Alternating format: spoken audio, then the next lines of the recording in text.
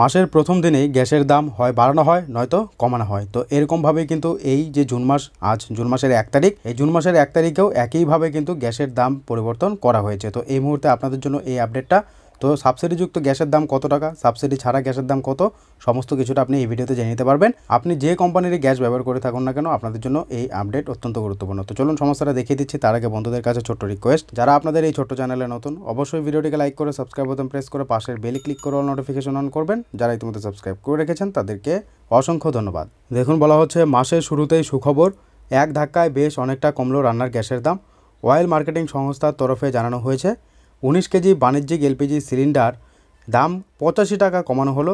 এবার থেকে কলকাতায় 19 কেজির এলপিজি সিলিন্ডার কিনতে খরচ হবে 1875 টাকা 50 পয়সা। আজ 1 জুন থেকেই কার্যকর হচ্ছে এই নতুন গ্যাসের দাম। অপরিবর্তিত রয়েছে 14.2 কেজি এলপিজি সিলিন্ডারের দাম। এই নিয়ে পরপর 3 মাস বাণিজ্যিক গ্যাস সিলিন্ডারের দাম কমলো।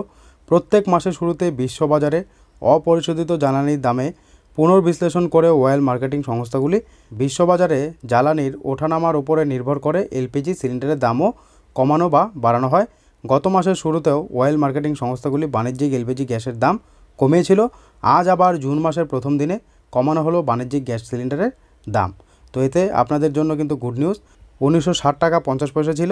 আজ থেকে যে নতুন দাম কার্যকর হচ্ছে তা অনুযায়ী এবার থেকে 19 কেজি এলপিজি সিলিন্ডার কিনতে খরচ হবে 1875 টাকা 50 পয়সা, অর্থাৎ 85 টাকা দাম কমানো হলো। তবে 14.2 কেজি এলপিজি সিলিন্ডারের দামে কোনো পরিবর্তন আনা হয়নি।